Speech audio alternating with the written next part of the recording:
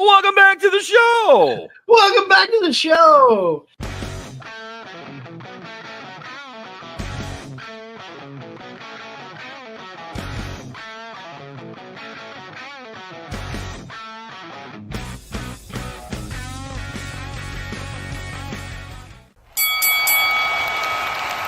And now, your hosts of the Card Subject to Change podcast, the For Frequency's Sake Tag Team Champions of the World, the Wizard CZ, and Never Wrong Nick Bull.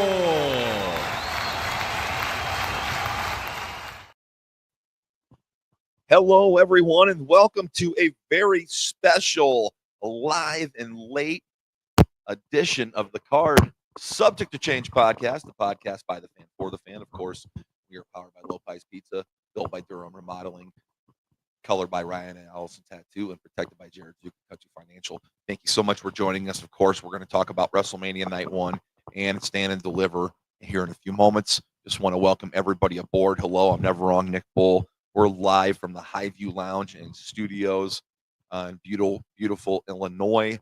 Not too far from the Quad Cities.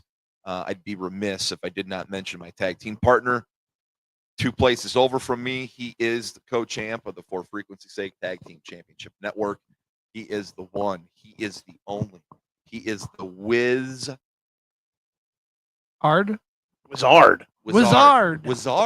if we're going with accents. He is the Wizard CZ. Wiz, how you doing, bud? Man, I am doing great. The hardest working wizard in professional wrestling podcasting. The only professional wizard in professional wrestling podcasting. I'm feeling good. We just got through night 1 of Mania. Stand and Deliver earlier today. What a hell of a show. And of course, we've got to bring in, he's sitting right in the middle of your screen in the big orange. No, that is not a prison jumpsuit. He's having a Card Subject to Change sandwich. I'm about to be taken to France in a multitude of ways. Easy there. Just don't high five over the top. We won't. We're doing this. Okay. How's it going, boys? How are we doing? Second year in a row that we've done this. Doing great. This was one of our most highly rated shows last year from the fan polling we took at the end of the year. So wanted to do it again. Of course, it's kind of a pain when WrestleMania and Easter fall like they do. I never remember Easter being so late in April. I know. But I'll be a good boy. I'll be there in the morning with the family of 5 will be there. But we're here to break down Mania Night 1. And, you know, it was a really... I don't know if it's the better card of the 2 nights, but I think, you know, everybody is excited for night 1 to kick off. I don't know if it's a better card than tomorrow night. You mean on paper? Yeah, on paper. Yes, of course. Can I compare? Because last year we had night 1 of 40, and it was better on paper. But we all know what night was better when you watched it, and it was night 2. Right. So I'm wondering if we're going to get that effect. That's what I was going to say. I remember last year we sat in this lovely lounge together, the 3 of us, and we were upset because night 1 really fell short. Like the Gunther Sammy match was cool. The main event was great. The tag team match, Jimmy and Jay was awful, and we all knew it would be awful. Why did you bring that up? We all didn't know it would be awful. Okay, I'm sorry. I knew it would be all awful. Let down. That's fair. Probably everybody was let down at how awful it was. I mean, Yes. No one was expecting a 5-star classic, but I thought, man, these guys have chemistry. They're freaking brothers. Yeah. So, but Bret and Owen Hart never had a bad match against each other. That's a great point. Tonight, sorry, I'm a Bret Mark. To compare, though, in a way. Tonight, I wouldn't say was as underwhelming as last year's night 1, but we did end tonight probably even in a better way. Like the tag team match last year was really cool, but the main event of tonight's show was superb. It even blew my expectations for what I thought it would be out of the water. And I know there were points in the night where I was being negative. I was kind of worried that it would be way more aura farming and that it was. but they actually delivered. Roman Reigns clocked the F in tonight to work, and the match was, to steal a rambunctious word that they used to use to compare shows. It was, oh man, it was I forgot the word. Stupendous. It was a stupendous match. That was the word I was going to use. I was going to ask you guys, where does this main event line up with like the past, like let's go 6 years of Mania, because to me this match exceeded my expectations. Like since they've done or just let's say like since they started the 2 night manias. Yeah, since they started the 2 night manias. Count COVID Mania. Yeah. So 37 on. So you're saying I can't compare this match to the Firefly Funhouse match? Was that a main event? That was the last match of night. No, never mind. That was night 2. That was the co-main You're event thinking on of night the 2. Boneyard The match. Boneyard match was the main event of night 1. And that was 37. That was 36 night 1. That was Mania. That was Yeah, COVID Mania. Yeah. So what was the main event of 37? Night 1 was the main event was Sasha and Bianca, which I thought was amazing. Okay. Night 2 was the triple threat, Roman, Edge, and Dragon, and that was also amazing. 38 night 1 was KO and Steve Austin. Night 2 was Brock and Roman. And then 39 night 1 was the tag match, incredible. Night 2, Cody Roman won. And then last year, incredible. Yeah, the tag match, and then Cody Roman 2 tonight. So the main events have been really good when you actually break down all the 2 night manias. This one, I don't know what CZ. What do you think? Where would you stash this one in the in that repertoire? Which when you actually just break down the main events, it's pretty hard to. I mean, they've been pretty good with them. That's really a tough call, because it they've all been so good, the main events, and this one, like you said, Nick, I was expecting it to be decent, but not as good as it was. And I'll give a shout out real quick to our good friend Heather. Thank you for watching. Yeet. We will get to that in a little bit. We can hate the result and hate, which we'll talk about in a little bit, hate the match, but be happy for Jay. Absolutely. It was, we'll get to it in a little bit. It was a better match than what it should have been. And what it could have been a lot worse. But we'll get there in a second. Go ahead, CZ. Let me just rip the Band-Aid off right now, because I'm going to go off of what Heather left in the comments. She said that Rollins does not need the Walrus. That's how she said Walrus. I'm going to go further and say Walrus. I don't know that I fully agree with that, because while he doesn't need Paul Heyman, he benefits the most from having Paul Heyman coming out of this match. I think he benefits the most, and it is a great twist. Heather, I'll try to sell you on it if you're listening home. And thank you for listening, by the way. Tuning in here to Card Subject to Change, a live and late night edition. Card After Dark. Card After Dark, live and in living color. Live and in living color. Look at my eyes. We'll talk about that in a little bit. Yeah, but keep it to that, because we don't want to get canceled for copyright infringement. We can't get canceled. But anyways, this is going to be extraordinary. If you just kind of look at it, this was a 3-way fork in the road, and all 3 of these guys had to cross paths. They all 3 had beef with each other. My knock on it wasn't for anything. Right. But you know what? It was a main event of a Mania, and I was looking forward to the match because I like all 3 guys, and I think they all work well together. To me, this was a very tightly worked triple threat match. There wasn't a lot of slop. No, not at all. No. So that kept me more intrigued. Yeah, the triple threat matches that are the best is when there's no filler, no filler. When I say slop, like extended outside the ring, breaking down of tables and stuff, that's what I mean. And there wasn't a lot of that. And it was a lot of in ring. They had the one moment where Seth and Punk went into the crowd, and then Roman jumped over the barricade. That was short-lived. Very short, but that came back. That's okay. Yeah. That's okay. And there was the moment where Roman powerbombed both his opponents through their respective tables, but he brought was it Rollins? Yeah, Punk? Right back. He brought Rollins back in the ring. I just really liked it. Like these 3 really worked well together. Yes, they did. Is it the greatest match at Mania ever? I don't know. maybe it lands in a top 10 someday, a top 15, but I don't. It entertained me. It was great. Yeah, me too. It was great, and I think when you look back at this card, and I think I'll make the statement later in the show, but I'll just make it now, that this match, the triple threat, which we're talking about, and the match that preceded it, Charlotte and Tiffany, saved this card. That's a fair take.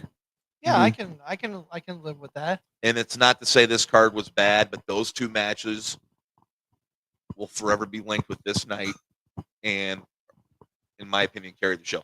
I will get to a match of the night much later here after we break everything down, but I was just, once again, my expectations were exceeded.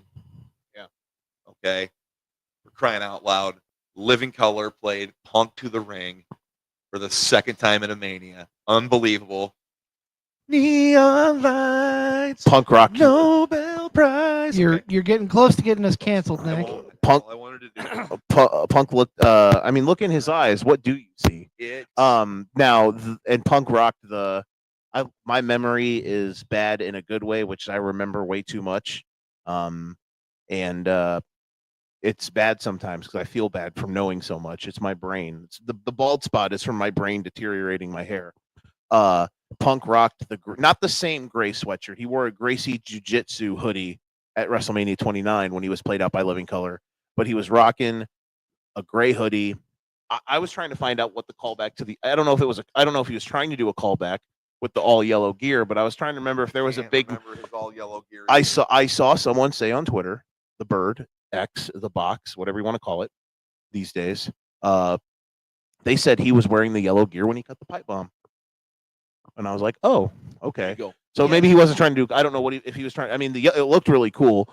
But yeah, the CM Punk entrance, they were playing this Fire Burns, which was his first theme in WWE. He was mimicking his first promo on WWE television, which he was doing like it was side by side with his first promo backstage when he was in ECW, which was really cool. All of those things was really awesome. And then the match, as we stated, was amazing. At WrestleMania, top guys wear white. Seth was in all white. Roman had the white like aesthetics with the wrist, the thing on his arm, and the white boots. It was fantastic. I loved it. That was when you just compare it to the most recent WrestleMania main events. It was better. It could have been better, but it could have been a lot worse. I was worried. The only thing that I was worried about would there would be too much of the, like so how most Roman matches lately, or especially like during the pandemic, and sometimes they'll have way too many like tropes where they're trying to tell the story a little too much in the ring, where they're like cutting promos on each other. It almost seems like there was only one moment in this match when it happened, and it was when Seth was like yelling at Roman in the ring. He even brought up like Moxley, like you lose all of these people, then you lose Paul Heyman, and then they went out.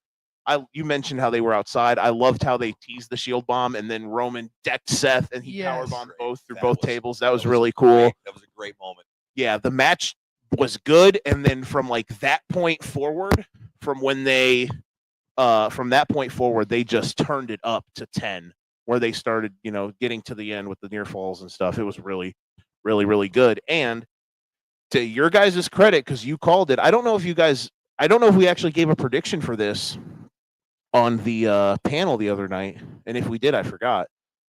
But you guys called it tonight when we were hanging out that Seth was going to win. I thought Punk was going to win, and I said too, though, like Seth does need the win out of all of these guys. He needs it the most, and he benefits. Benefits the most. I never saw it actually coming. I never thought that they would actually do it that way. And tip of the cap to them that they did it in a way that made sense and was fresh, even though some people probably saw it coming.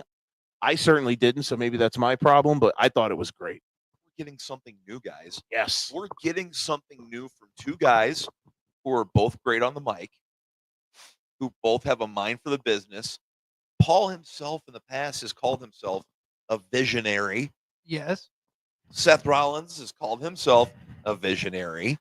So them hooking up is, if they could play this up as they're partnering up because their shared vision of the business together of the future. And I hope this also makes Seth's character a little bit more serious. I love when Seth actually goes into serious mode, when he's cutting like the promos when he would cut against Punk in their feud, like when it was just them two. Those are the things that I adore about Seth because he's got the emotion. And the promo he cut the other Friday night on SmackDown, sitting in the ring, I thought that was really good too because he was serious. There's too many times where he turns it up to 10, turns it up like to 20 with the overblown character stuff, but I hope he gets a little bit more serious now. And with Paul, it seems like this is actually going to be like a actual heel turn too, which I think will be good for him. Is it a heel turn? I think so. Or are we getting, I don't know. I don't want to put the cart before the horse. We'll talk about it tomorrow night, I guess. But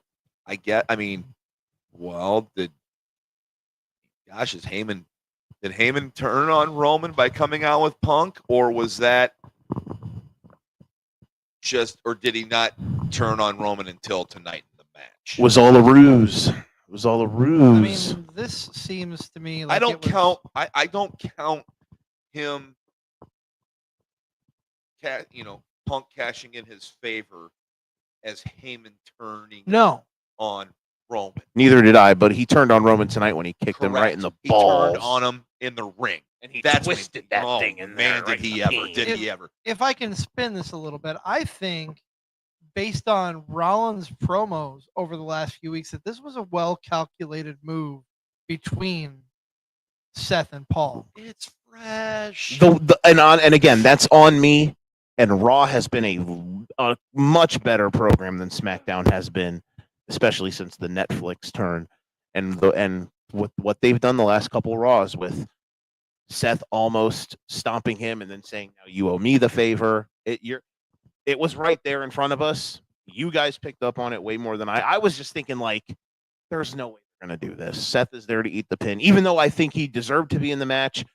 I said it initially from the Royal Rumble, which I knew you hated it initially because your whole thing was like it has to be for something instead of just a match. I wish they would have built it a little bit better of them, and they showed how they all hated each other, but they didn't completely hit it home in the build of just like three guys who absolutely despise one another. Like, I think that would have sold it. They didn't do that great in the build to it, but the way that the match ended, the little hints of how Seth and Paul interacted, as you said on the last couple shows, it was right there. That is, and Heather just said it too, like Paul owed Seth a favor. That's what Seth told him right after he didn't stomp him. It was right there, and I just didn't see it, and I can't believe that's where they went with it. And tip of the cap to them for, like you said, Nick, trying something fresh. I'm excited for it. I'm excited to see where they go with it. I am too. Leave your thoughts of the main event in the comments. Shout out to Ricky Lee. Thank you for watching. Thank you for staying up late with us. Ricky, we're looking forward to seeing you in less than 2 weeks. Yes. Hope in the comments saying it could have been better. I'm wondering if they're talking about the main event match itself. I'm interested. Or night one. Or just night one in general, yeah. Because I really thought the main event was really good. I thought so too. They didn't tacky it up. They didn't garbage it up. It was really well done. I had a friend text me right after the show and just simply said cinema. Those last few minutes. And it was like the crowd was hanging on that. I love little things that are done in a match to make it feel like it's a TV show, like big angle. And when Paul hoofed Roman in the lower parts, and Seth's just looking up at the stage, like, and then Seth with his back turned just holds his hand out for Paul to put the chair in his hand. Yeah. Oh, I love that stuff so much. No eye contact at all. None at all. None at all. Can I pitch a comment in here? Absolutely. To the folks? So Freddie here said joining Rock soon anyway, and I had a hot take. I didn't get it off on the panel show, and I was going to ask you guys about it. We kind of talked about it a little tonight while we were all hanging out. I think there's a world where Seth screws Cody tomorrow night and joins the little triage of. And you think Heyman's a part of that? I would, yeah.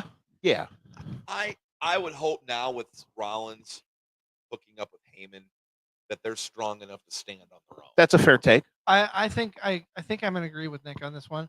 I While have can a see where theory. you're coming from. I don't think they need to be in the Rocks. That's fair because honestly, that's a great point because now that I think about it, Cena cheating to beat Cody tomorrow night, which is what I think is going to happen, will have enough gravitas on it to where then Cena has to live with the fact that the only way that he could break the record was he had to cheat to beat Cody. I mean, Cena getting 17 is enough gravitas. Right. Have it But just be tying that- it in with have his it new be that way. character. Oh my What goodness. if someone else who came away with a big win tonight joins The Rock and turns heel tomorrow? You want me to give you a hint? A big. Oh yeah, you guys were. You're Yeah, gonna get us kicked out of here, man. that would be bold. That would be bold. Really bold. Uh, I would honestly stand up and cheer them if they had the balls to do that. I mean, just imagine. I'm trying to foreshadow here, but Jey Uso, John Cena, and The Rock. The Rock has complete control. It'd be something. Literally and figuratively of TKO, WWE, et cetera, et cetera. That'd be something. LLC. Evan in the comments says he hopes that Stone Cold comes out and gives Cena a stunner. You know what? I hope we see Stone Cold tomorrow. But like, if Stone Cold shows up and his appearance is for naught, is it looked at differently from him showing up? Like he shows up to help Cody, And then Cody still loses. and Cody still loses. Does his appearance Yeah, I don't know. matter, or is it just like awesome just to see Austin anyways at a Mania? That's a fair point. I don't know because A little bit of column B. He was initially supposed to be at 40 last year, but was recovering from like a knee surgery. that's why the Undertaker was in it. Wasn't instead of- 100%. That's why Mean Mark showed up Yeah, and was slightly drunk. and did his thing, and it was epic, So regardless, I think possibly we see that tomorrow. But we're talking about this. Do we see The Rock tomorrow? I hope so. I think we have to. He's got to be there. Gosh, with him being the catalyst that kicked this thing off for Cena to turn heel, Mhm. kind of like gave the signal for it. Yeah. Whatever it was, I'm not gonna. I don't Let him be there. be there. He's got to show up, right? Let him be there to get involved, and then see Cody plant some of the crossroads just in time for John to hit him with the fatal heel move of the hoof to the peen, and then an attitude adjustment, aka an FU ball game. 1, 2, 3. And Evan said here that he said this card was not as good as Philly Night 1. I think I agree. Because Philly Night 1 had can the we get fit? Philly Night 1 had Rhea Becky open the show. It had the Sammy Gunther match. It had the tag match main event. What else was on that? Was the Logan Orton KO match on night 1? Or was that night 2? I think that was night 2. WrestleMania Night, WrestleMania 40. yeah, WrestleMania 40 card. Real quick, while you're looking that up, Heather Wood here says, "I'm reading the it's my show now, guys. This is educated, subject to change, educated, subject to ignorance, and you guys are my guests." Heather says, Did you guys notice that Lex Luger was not out with the rest of the Hall of Fame? I did notice that. None of us brought that up, but I noticed that Lex wasn't on stage. I wonder though if that has something to do with how his health is. That's fair. How did he look last night, by the way, when they did the? He had talked about. I saw a little bit of a clip. He had talked about wanting to do a longer walk to the podium, but he did get up and walked a few great. steps to the podium. That's cool. And he stood for his speech. That's awesome. I thought he looked really good. And DDP inducted him, right? Yes. Should have been Sting. I saw the video. I remember seeing the video of Cody going to tell him that he was being inducted. I thought that was really cool. That was really cool. I Yeah. thought that was really cool. Yeah, it's good that they did this while Lex is still with us, because Lex has had some battles, and it's good that Lex is overcoming those battles. I'm glad to see that he's like EVP's quote unquote next project, and turning these wrestlers around, getting them to a healthier individual. So I'm glad Lex was able to get in. I'm still pissed off about SummerSlam '94, but that's neither here nor there. It's before I was born, I'm Bucko. happy for him. Yeah, you're right. I didn't see him tonight either. But Did Diamond Dallas Page get a big pop last night when he? I didn't see that part. Okay. I haven't watched any of the Hall of Fame other than about the Triple H entrance, the tribute video, and then like HBK's induction of him, and then Triple H's like first 10 minutes. I think his induction speech is still going on. Yeah.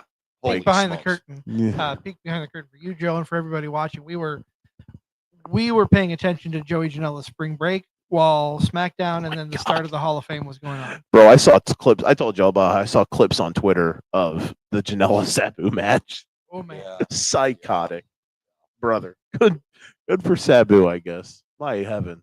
Let me ask you guys as we look at the rest of this card. Let me ask you. So we've Nick, you said off air you went 6 for 7. Yep. Was this card tonight too predictable? I felt it was. Here's why. Jay beats Gunther. I felt that was known to happen as soon as Jay won the Royal Rumble. To me, if Jay lost to Gunther tonight, what do you do with him? Yeah, He had to win. he did. So when he won the Rumble, I knew he was going to win the championship. I was going to call him a Gunther mark, it's but that would they have want been to me. make a big Cinderella story out of it, but Cinderella's a 90-minute movie. It wasn't over after the first 30 minutes. Like when he won the Rumble, I freaking knew that he was going to win at WrestleMania. I knew it. And I think initially they wanted him to main event one of those nights. Probably But have the show end with him yeeting all over our faces. night one, I think ideally that's how they wanted night one to end. I think they made the right call starting it that way. The only problem that I have with the way the night started, and it's not a problem. I don't have an issue. I love Triple H. I'm glad he came out and started the show. No, should have had main event Jey Uso's music hit right away.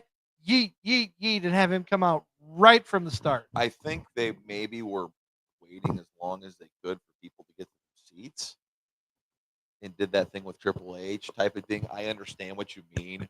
I kind of would have loved to have seen it too. But I don't mind that they don't have like when these big pay-per-views or PLEs or whatever you want to call them these days.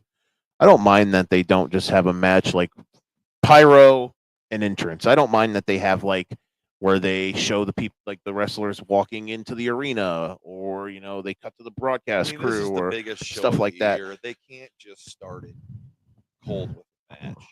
I like how I understand what you want, CZ, but they just can't. I like the little now Triple H in the ring doing. And I didn't get here until the J entrance started, so it was about 10 minutes late. But I like when they do things that make it look like I'm watching like a sporting event. That's what I like the most about how their production has been over the last year or two. Phenomenal. Right. So when they show like the wrestlers walking in, just stuff like that, it's really cool. It is. And I mean, we talked about Jay needing to win this match. Otherwise, what are you going to do with him? Same can be said for the New Day. You turn them heel, and if they don't win the titles, where do they go? This heel run has not been spectacular by any means. The tag title switch is months too late. It's months too late, but it had to be done. There had to be a payoff to these guys turning heel and them giving, maybe they've thought they've got all the reaction they could. Let's get the belts on them so people hate them more. I think decisions like that are made, and I think that's what happened tonight because I feel bad for the War Raiders, War Machines, the Viking Raiders. Excuse me. Don't die on us. The Viking bikers. The Viking Warriors. Viking.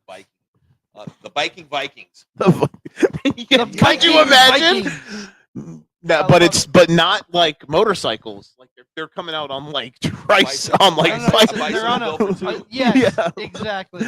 dressed in some Okay. Tour de France gear. They were probably at their best. Those guys have been hit with the injury bug, and those guys have been at their best currently with this past run. Post Vincent Kennedy and McMahon, this was their best. Okay, Agreed. And I'll agree on with the Evan. main roster. I'll agree with Evan here. He says they've never been the same since Big E and Francesco left. The New Day. Yeah. Here's the thing. I love that they turned heel. I really do because it was the next step for them. Exactly. And it made them a little bit more relevant and a little fresh. And they set it up perfectly. If I were booking this show and this weekend, I understand why they didn't, but they teased a TLC match for next Saturday on SmackDown for the SmackDown title So for the tag team. That should have been what was in place of this match. I'll die on that hill. this match is fine tonight. They should have had that should be on the card wait, tomorrow. wait. Should be on the card It tomorrow. should be, but it's also the SmackDown after Mania, which is their big show, just like Raw after Mania. I get it. I wanted to be on the show as well, but we were at 7 matches tonight in just 4 hours and change. Okay, I thought they timed it really well. They did, yeah. They timed it well. We've got None of the 6 matches. on tomorrow night's card. We know that Randy Orton has an open challenge, so now we have 7. We're now back to 7 matches. You're gonna have probably a performance by an artist tomorrow night.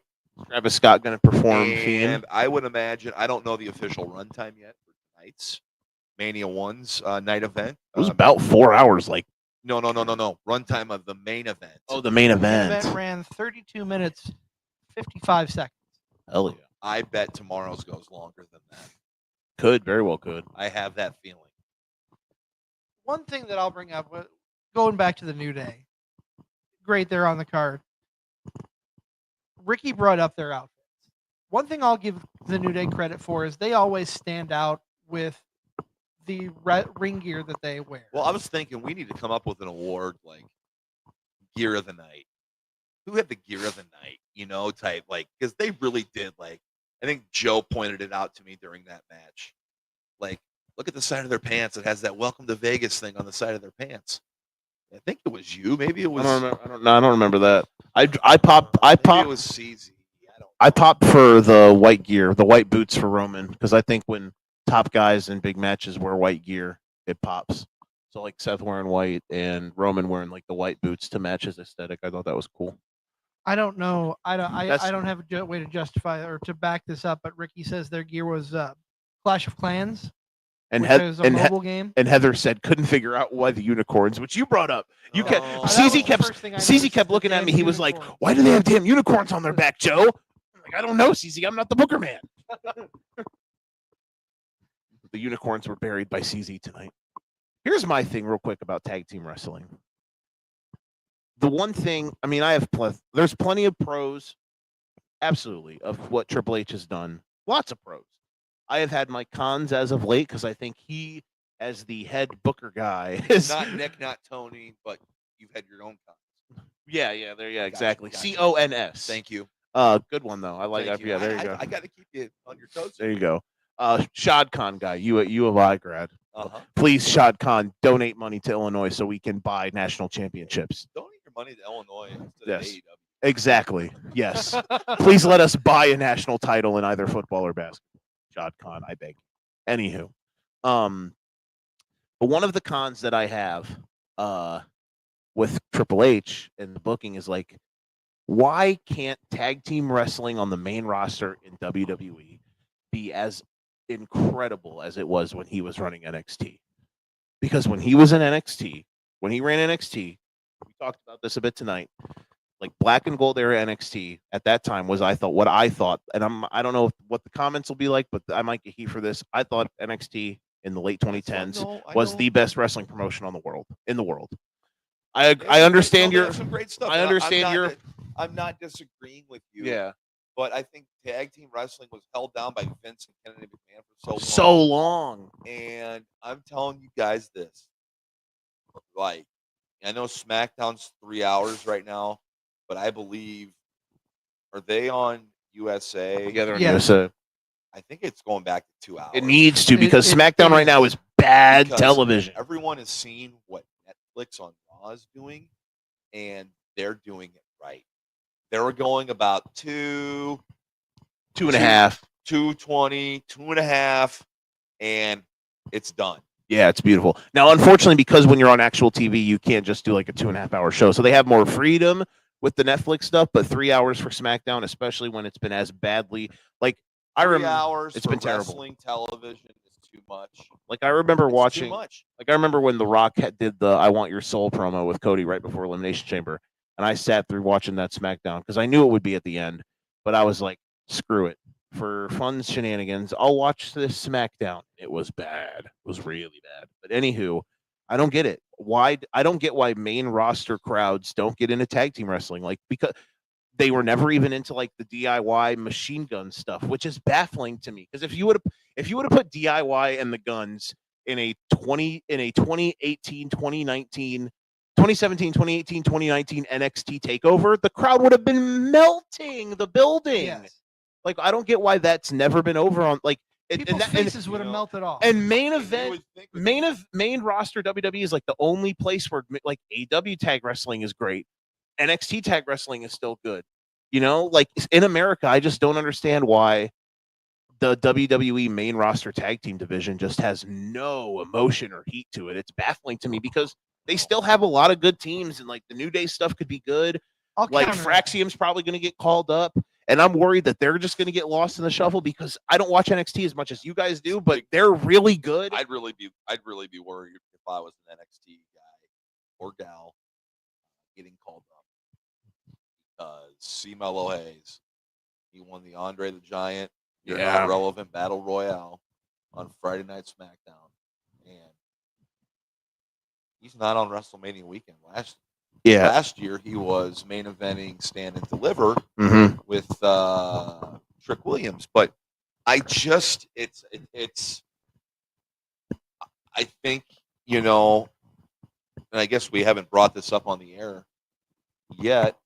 We talked about it on our CZ that you filmed me earlier when it was cooking supper. Yep. The WWE acquired AAA. They did. The biggest promotion, Mexican luchador wrestling. CMLL has partnered with AEW recently. They announced a show coming up. WWE says, okay, you want to play? We're going to go buy the #1 promotion in Mexico. I'll see your CMLL partnership, and I'll raise you purchasing the other guys. And I'm not trying to skip ahead by the any turf means. war, the Tony Khan Triple H turf war right now is No wild. kidding. My goodness. It's like a game of Risk. Shout out to people who know what that reference is. Absolutely.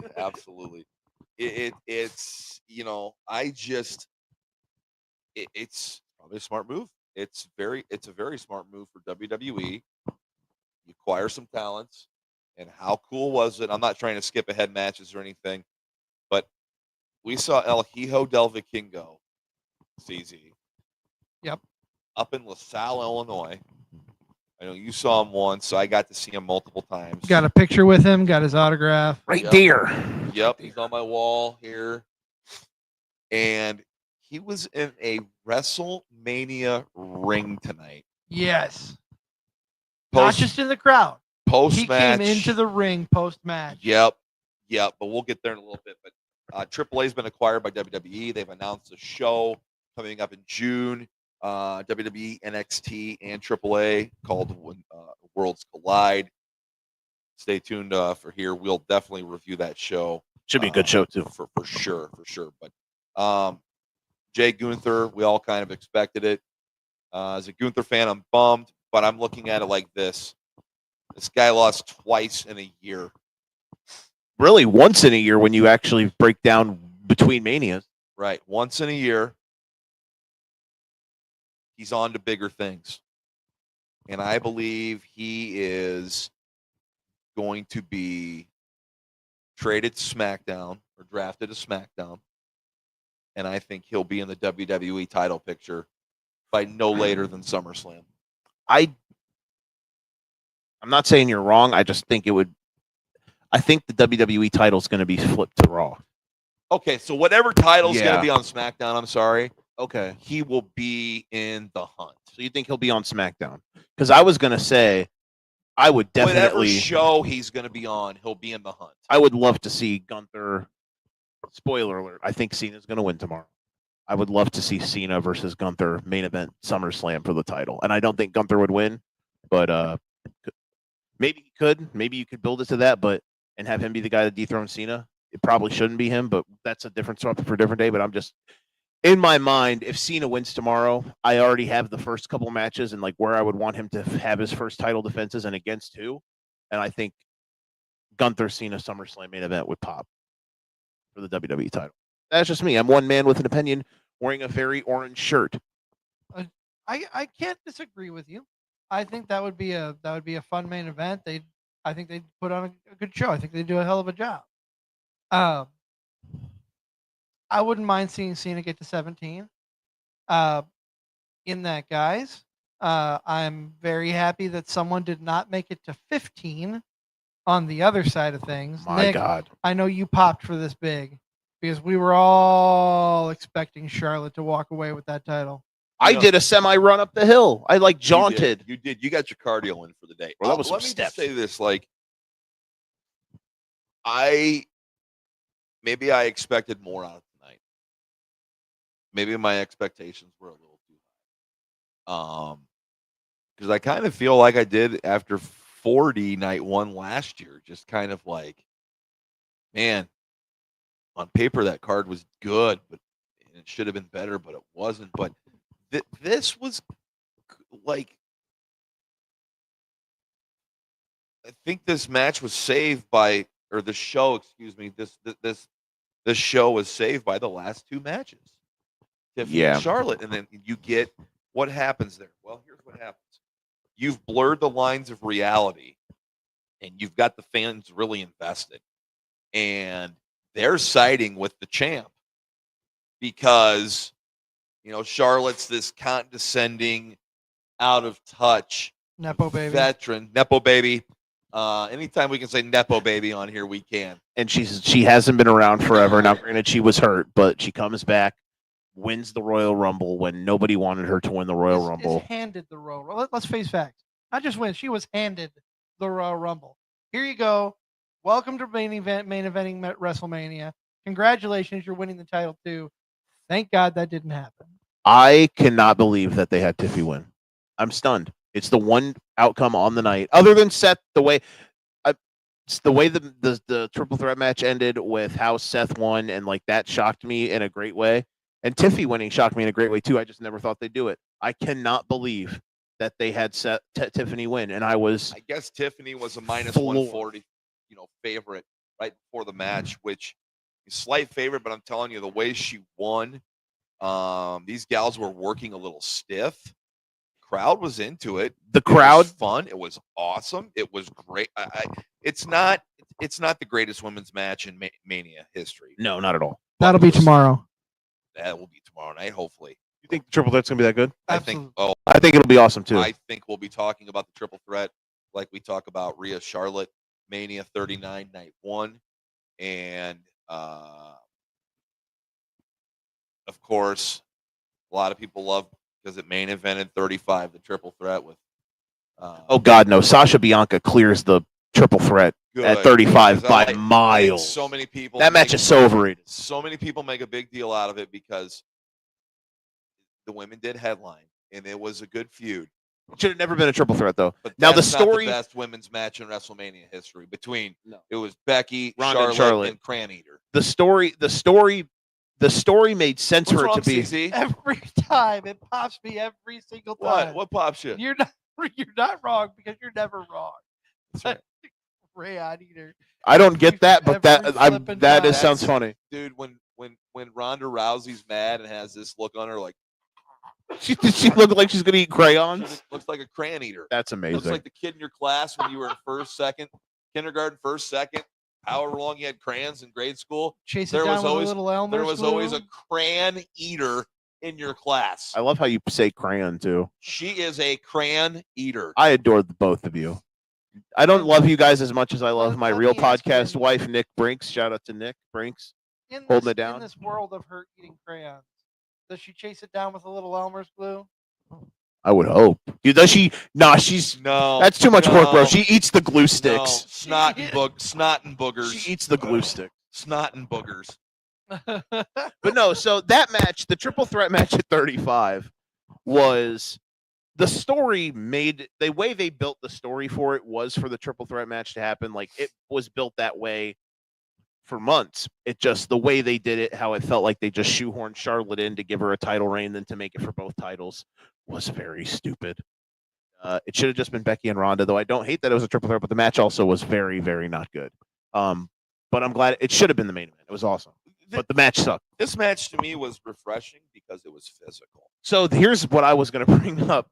I thought the match was very sloppy, and it wasn't. It was good it was good, but the sloppiness did it did match the fact of like how they actually hate each other, and it made it feel like, well, yeah, they hate each other. It's not going to feel like they're choreographing spots. It's going to be stiff Have you ever because seen a bar fight or a fight in it's public? what it's like. It's kind of like what it was. It's kind of like what it was. And like, then Tiffy wins, and she's got a mark on her head, and she clearly like screwed her Dude, teeth up. has anybody seen anything on social media after I haven't been on social about to see. Tiffany? She- Is she coming on here? She was already on there, and it didn't. You couldn't tell that her tooth was screwed up. But when after the match, it looked like she Dude, it had a looked like tooth she broken. chipped a tooth.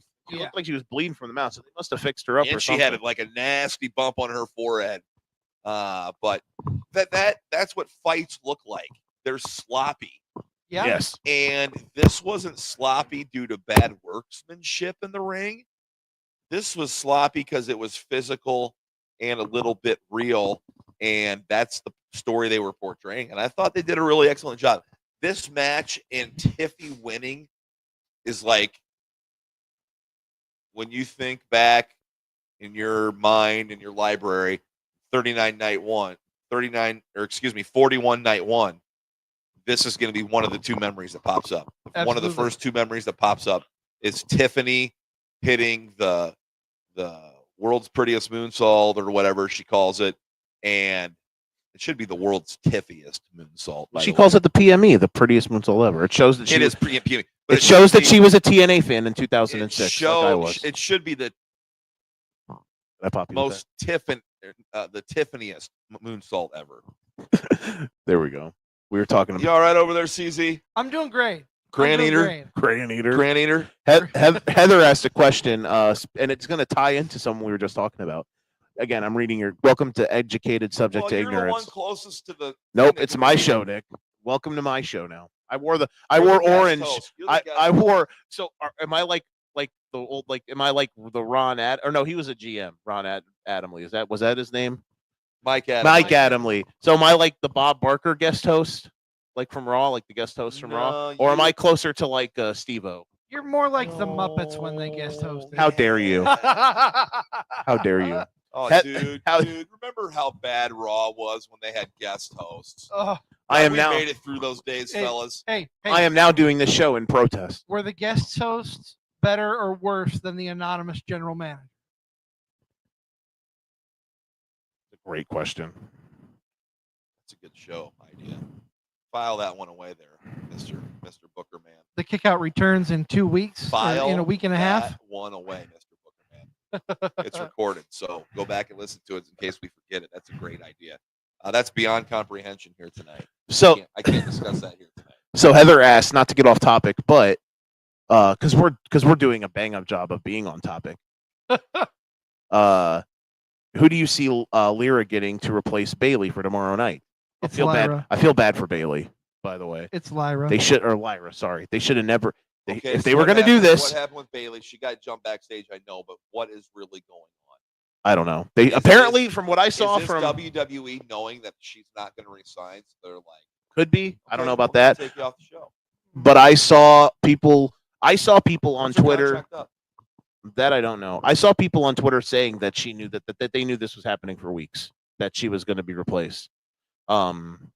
That I know I talk about like Twitter a lot and how people are talking about things, but there's certain people when I say stuff, it's because it's from people that have like connections, like your Sean Ross Saps or your certain people with that have that have shows that that'll No, I they're in with understand. stuff. I So understand. a guy that I trust said this, and Joe said it here. Joe Monroe said it's Becky, and that's why I was going to bring it up. I guess people are really sold that it's going to be Becky. I can. She is in Vegas. You saw her at the Hall of Fame ceremony next to her husband, Seth Rollins. There's a lovely video of on her Twitter of her just being. She's got the giggle shits when Seth wins, and I'm happy for her. Yeah, she's in gorilla position. Yeah, Gale just kicking her, stamping her feet. She's so happy for her husband. And Joe, I'm just gonna shout out to you real quick here. Those titles are staying with us, baby. He said they're coming. He said he's coming for the titles. I'm assuming he means Rob. He means himself and Rob, the gimmick infringing wizard that filled in for me on the No Cell Roundtable this week. I'm coming for you, Rob. We'll talk about that another time. Was that your Booker T? Hulk Hogan, I'm coming for you. Never mind. Easy. Ooh. I want to stick with the women though, since we're talking about the women. Did Jade Cargill have to win this match, or was this a? No. Let me rephrase. This was a make or break. This was a sink or swim for Jade Cargill, in my opinion. This was throw her into the deep end and see if she can swim. Did she? I thought she did well. I thought she did exceptionally well. Presentation wise, she's amazing. She's easy on the eyes. She's amazing to look at. She's ripped. She's getting better in the ring. WWE has to do something. This is the only match I missed on the night. I thought Naomi would sneak one out or something. Did she have to win? Yeah, the win saves her. I don't think she had to where like she'd be Jey Uso territory and like, what do you do now? Like, but I'm glad she won. I hope she continues to take the strides and meet the expectations that WWE has set. And she had a couple really powerful moves, like the electric chair power bomb thing was really cool. That was awesome. She looked excellent. She had some showcase brick shithouse moments that were good, which she needed. Because she is a specimen that makes you go, whoa, okay. I mean, she's at, if you're, to me, when you're looking at the women's roster, Rhea Ripley in attraction. Yes. Tonight, I think we saw another attraction. I agree. And I definitely think that we are hopefully leading to, now I don't know, people are everywhere on who's going to win the triple threat match tomorrow. I think Bianca's going to. And if that is the case, I hope we eventually get to Bianca doing some sort of heel turn and we get Bianca and Jade. I think that would be pretty neat. I think it would be too. I've wanted that match since Jade signed. But also, if EO wins tomorrow, I will rip my shirt off in happiness. I'll bring a second shirt just in case. I mean, I think or just not have a shirt on the rest of the night, if that's Bianca okay. To win, but if I really had like bet a lot of money, I'd probably take EO. Rhea doesn't need it. Rhea's definitely not winning tomorrow. She doesn't need it. No. Correct. And I think it furthers her character if she loses. I think EO wins simply because she's been pushed aside by both of them for so long in this build to this match. No idea what's on here. Oh, this is like a movie. In early 1995, a hiker went missing in the remote mountains of Central Oregon. I would listen to your white noise just narrating things to go to bed. Where are we at now? We've got two matches that we haven't talked about on WrestleMania Night 1. Which ones are they? We've got El Grande Americano. We've only touched on that one. Yep. Entrance of the night. And yes, tied for entrance of the night. Living Color, obviously. Oh my god. I'd give it a three-way tie. I'd put Roman's entrance up there too. Really? Oh, with the with showing his his family and relatives, with stuff. his That was family. really cool. Yeah. But that was cool. Heather says EO all the way. Shout out to Heather. You're a real one. EO's goated. the other match, of course, would be the U.S. title match. Jacob Fatu and L.A. Let's talk about Knight. that one first. Let's talk Yeah. about that one first. CZ, that was a really good match. CZ, you're an LA Knight guy. What is it? Dude, he was hotter than anything. Was it? Okay, he had that awful match with the late Bray Wyatt. the Mountain Dew blackout Ugh. match. Okay. And then after that, he had like a really organic rise and run over on SmackDown where the crowd was really eating him up and he was getting over. So he was so over that the one year at SummerSlam, they gave him a win in a made-up battle royal just to get him on the card. Correct. I remember that. Correct. Part of it, I think, has to do with what gets anybody over nowadays: audience participation. Correct. But he's always had it. But like, I don't ever see him competing for one of the main titles. I don't ever see him getting out of this category. And that's not a bad thing. I'm not knocking him. But for a guy that was so hot, so over, is still over, like, I don't know. I'd love for him to be What drafted. is it? What is it? Because the rise, the run he was on, he should have. How many title shots did he get in that time? Like world title shots? Yeah, He had the one match with Roman at Saudi. bingo. Just the one. And I thought he held up with Roman like in a promo, like on the mic main eventer type level, And you really, really well. Oh, and he was in the 4-way match at the Rumble pre-39. They did they did Roman, LA, AJ, and Randy. Okay. And he was in that 4-way for the title. Why? Yeah. What is it? What is it about him? Why isn't he competing for world championships? That's a great question. I mean, he's got. Well, I know. I asked it. He did got the look. must mean it was a good question because Look, Nick he's asked He's it. got the in-ring skills. He's got the charisma. He has the crowd behind him. I've never understood why people don't think he's a good wrestler. Merch. He's big time merch. Or well, let me rephrase. Yeah, He's not Samoan, I guess. yeah. If he was Samoan, he would have won the world title tonight instead But of Jay. no, I mean he's got everything he needs to be in that top tier. I just don't think he has the confidence of the bookers. I don't know that he has the confidence that Triple H has in other people. Which is wild because like the biggest shows over the last years, like Or maybe let me spin it a different way. Maybe he does have their confidence in the role that he's in, holding the mid card up, that's a putting fair the point. newer talent over. Because he's up there. He's been around for a long time. He's been in NWA. He's been in TNA. He's been around for quite a while. And it's not like he's a lower level mid carder. He's a top tier mid carder. Right. Look at what he's done. Look at what he did with Andrade and Carmelo over last year. Now, neither one of them have any relevance or appearing on Mania this year, and that's disappointing because they both have potential. But the three-way feud that they had was I thought really well put together. Go back to NXT. Look at his feud with Cameron Grimes over the $1 million title. I mean, he made Cameron Grimes his butler, which is just amazing. That was I a think great it's- angle. I That think was it a was fun a great angle. The fact that Ted DiBiase was involved in the $1 million title was involved just was icing on the cake. I think he's a victim of what we're seeing. We're going to see more and more of here.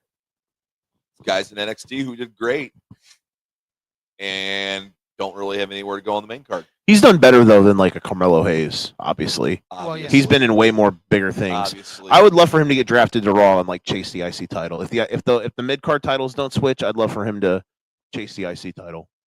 I hope his draft is quick. And what I mean by quick, like before Memorial Day.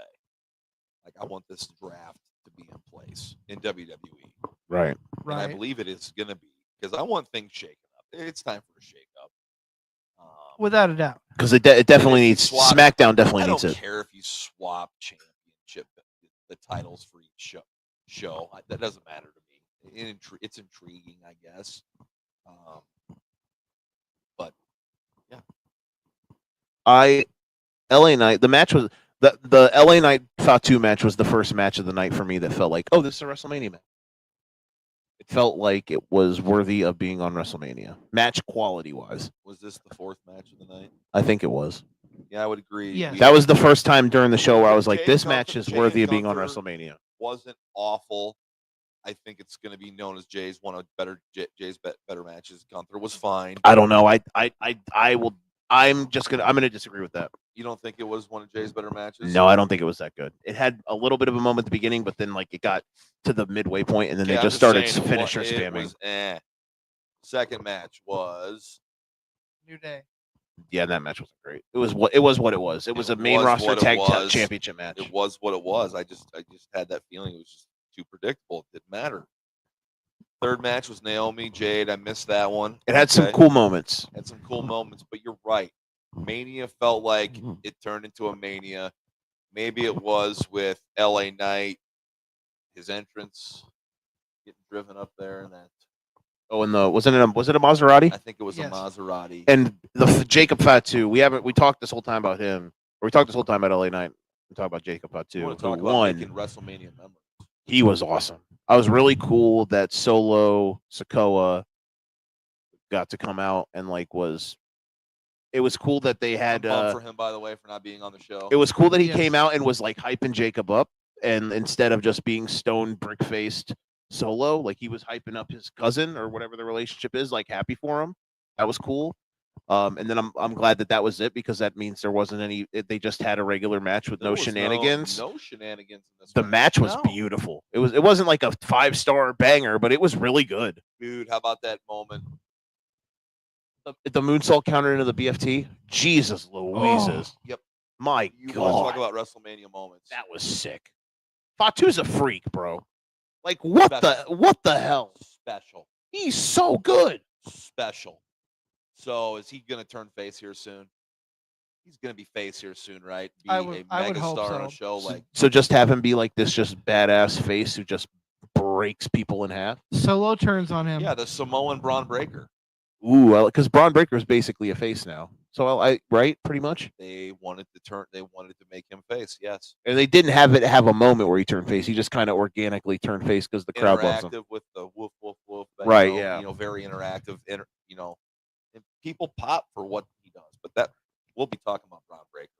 No, he's really good. Man, he's good. I think he's the guy who beats Jey Uso. Can I put something out there to the world? Yes. 1 year for Braun Breaker to be a world champion. 2 years maximum for Jacob Fatu to be a world champion. I think that's fair. good. I think those he's are fair that good. takes. Fair takes.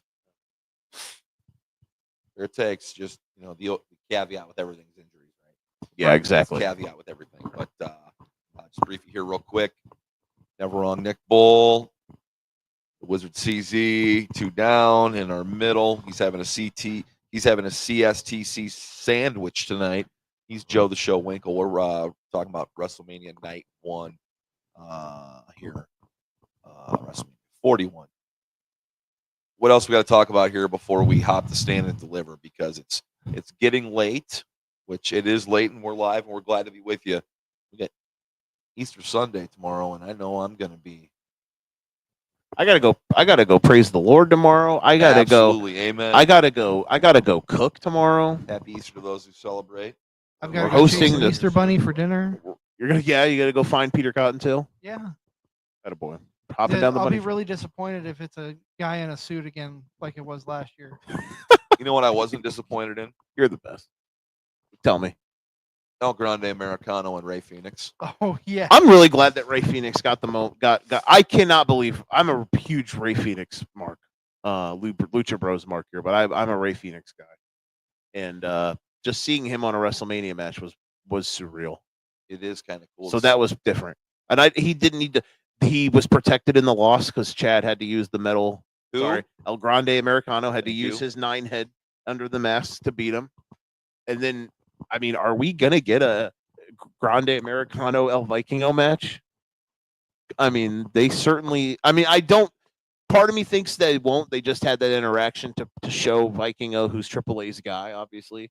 So they probably won't do a match between them. disagree. But if they did, it would be pretty cool. And here's the thing: I think they are. I think everything is done for a reason. Sure, they wanted to shed some light on And- Triple A's star and on Ray Phoenix, but everything's done for a reason. And they had a Those shoving two match. will have a match. and it sucks for Rey Mysterio. He got hurt last night on SmackDown, like legitimately. Like Bailey Who knows why they did this? Other than probably just obviously they wanted Becky to be the. I think Becky's going to be in the tag Ray title gets match hurt. tomorrow. That's why they have. Bailey's not actually hurt. Ray got pulled because he actually got hurt last night. So he got carried. We obviously all know that. I'm and not we breaking get any Ray news. Phoenix, Grande Americano, because El Grande Americano came down and cost Ray Phoenix. Right. So it made sense that way. Yep. In In the Honor the Giant the match was fine. Battle Royal. It would have probably been better if it was Ray and Americano because they probably would have had a little bit more. And it sucks for Mysterio because this probably was, we kind of talked about on the panel, this is probably going to be his last WrestleMania. So it sucks that he was not able to have a match. So the match tonight was fine. It was what it was. It was still cool. There were some cool moments. But yeah, and listen, obviously we all know who the guy is under the mask, Wuda Wuda, breaking kayfabe. But I said it tonight too, and I think you both agree with me. It's silly.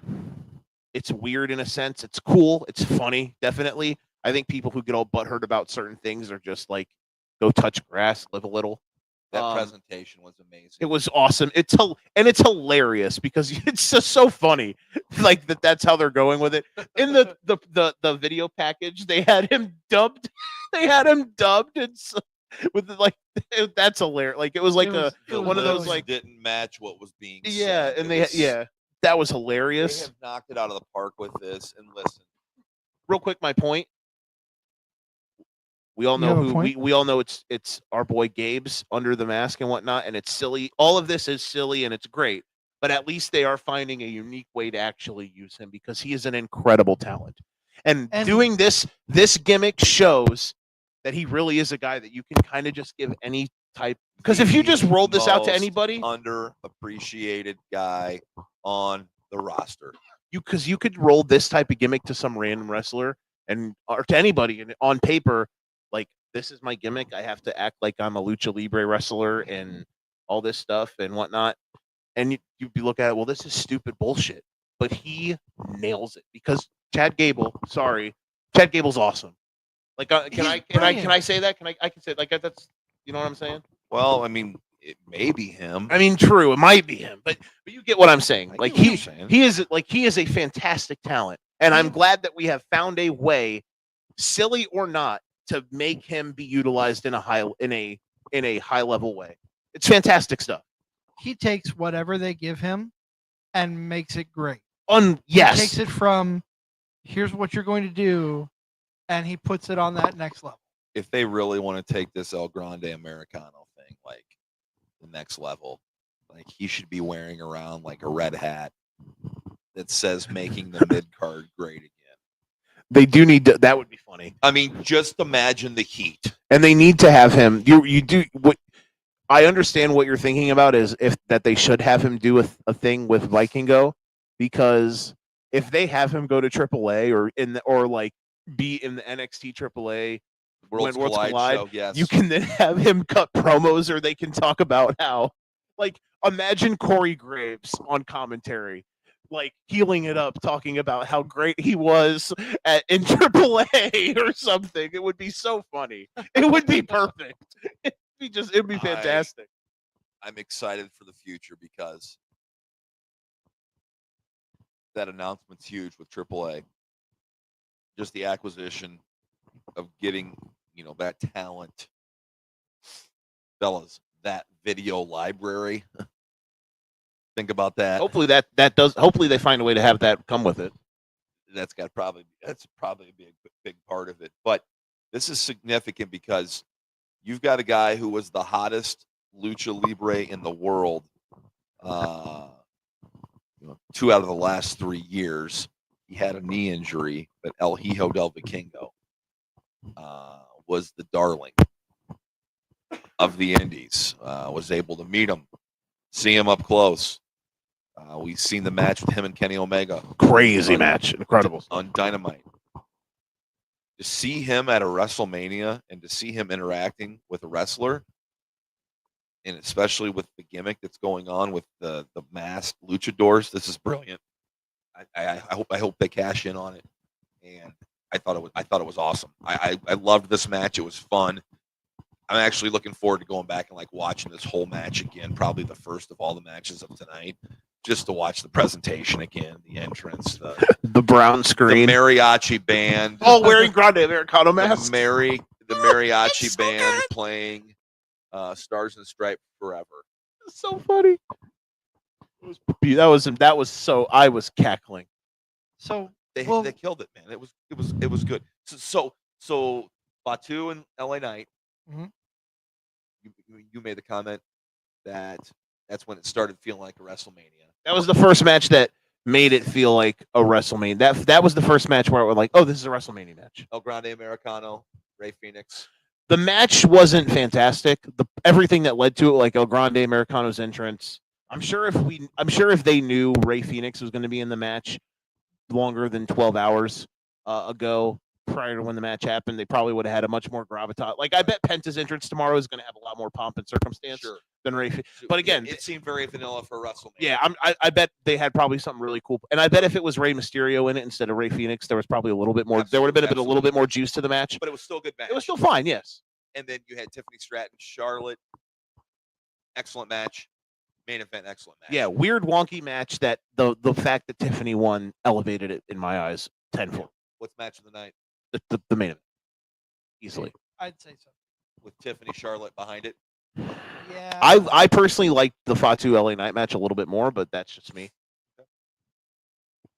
No, the second match of the night is a tough call. All three of those other matches are right there, but I can go with what you said. I can go with Tiffany either way. Last four matches of the night killed it. Yeah, they were good. They were awesome. And not poo-poo on the first three. It just, I don't know. Yeah, none of the match. They just didn't feel big. It seems like after Yeetlemania, see what I did there, CZ? Yes. It seems like after Yeetlemania, like the crowd maybe died for a couple matches. But Yeah, they it came back popped. there- It popped for a few of the Jade moments. They popped back towards the end, and it was good. It was good. And the crowd was definitely insanely hot for the Tiffany Charlotte match I think. because they wanted Tiffany to win. Let me say. Bad. Let me make this prediction here real quick, and then I guess we'll head to stand and deliver. We're absolute warriors here. I think the 4-way for the IC belt is the absolute show stealer tomorrow night. Yeah. Yeah, because I don't think that's a fair point because I don't think the Cena Rhodes match is going to be an in-ring spectacle. No, it's going to be. It's going to be more storyline Sure. drama And stuff. that's absolutely fine. It is. I'd put It is number 2 as a prediction. Logan Paul and AJ Styles. I hope that Low match key, is as that good match as it is should getting be. no love, and it's going to be great. Should be. And if real quick, I think it'll be better than Fatu okay, and LA Knight tonight. I think it can. It I think definitely it will can be. be. It definitely can be. I think it would be. I think it will be. Gun to all of our heads. Who is Randy Orton's opponent tomorrow night? Low key, I would love it to be Nick Aldis. I know it's not going to happen. It likely is going to be a returning Rusev. Okay, so you actually think it would be? You think there's a better chance that it's Rusev than it? You think that? Oh, first day, new tongue. Shout out to Taz. You think it's a better chance that it's Rusev than Nick Aldis? Because I would actually flip that. I'm going to predict Rusev, but I think there's a better chance it's Nick Aldis than Rusev. Your take? I'm going to predict Rusev because big pop. People are going to know who it is, eat it up. The only bad thing is Randy's got like the only quote unquote air quotes bad thing about that would be is Rusev would be eating the pin because Randy has to win. Because spoiler alert, Did you think Ray Phoenix eating the pin tonight is going to impact his? no, not at all. Not at all. I think that's Remember we talked about that? yeah. They're like, nah, Ray Phoenix won. He's on the show. He's on the show. He's on the show. It just sucks. It'll feel bad for some people because it'd be like, man, Rusev was Like all a Tony Khan debut. Rusev. Josh Alexander. That's We're gonna have you go out there and get pinned by our top babyface. Oh, okay. Hangman Page goes out there and beats him. That's fair. Can I just say that in a It's dumb. perfect world, since WWE has this partnership with TNA, can we get Matt Raywald in to sing Rusev to the ring? My dream. I want Joe Hendry to answer the call. That would be sick. If it was Joe Hendry and Randy Orton, that'd be cool. Not for the TNA title. Just a one-on-one match. Heather, I Just- like where you're going saying Aleister Black, but they're teasing him for Friday I Night think SmackDown. Aleister Black's going to end up on I don't think they're going to pull the trigger early on him. And he definitely can't come back and eat a loss. Okay. Rusev, you can probably find a way to get away with it. Also, spoiler alert, Randy and Cena is main eventing St. Louis Backlash for the title. That's just so Randy has to win tomorrow. And that means Cena's got to win too. Which I think is going to happen. Now, maybe I'm wrong. Maybe I'm always wrong, Joe the Show Winkle, and you're never wrong, Nick Bull. That's what makes our relationship good. Is I'm the one who's always wrong. You're the one who's never wrong. And I'm just magical. And you're just you're magical. He's mystical. He's the OG Daddy Magic. Oh my God. Poppy Mago. I don't even want to go there. Oh. The OG Daddy Magic. Does that mean I have to be part of Ever Rise? Yeah, there you go. What pills are you taking? The ones that make him taller. Oh, when he's laying down? Exactly. To reach for the sky, boy. That's what these faces. Welcome to Card After Dark. Romantics. Is there an X at the end of that? Like, is it spelled ROMANTIX? Yes. It has to be. Yes. Lovely. That's all further we're going to go with that. Okay. Romantics. Never wrong, Nick Bull. Pulling sponsors out of his hat. Well, you guys That are we going don't to have. kick off the talk of stand and deliver. You're about to stand and deliver something. I am going to go stand and deliver off camera over here. We're live. We are. Before we And in living color. Before we stand and deliver, just want to give a quick shout out to our sponsors. We are powered by Lopez Pizza, built by Durham Remodeling, colored by Ryan Allison Tattoo, and protected by Jared Zook of Country Financial. This is Card Subject to Change, the podcast by the fan for the fan. I am your host, the Wizard CZ.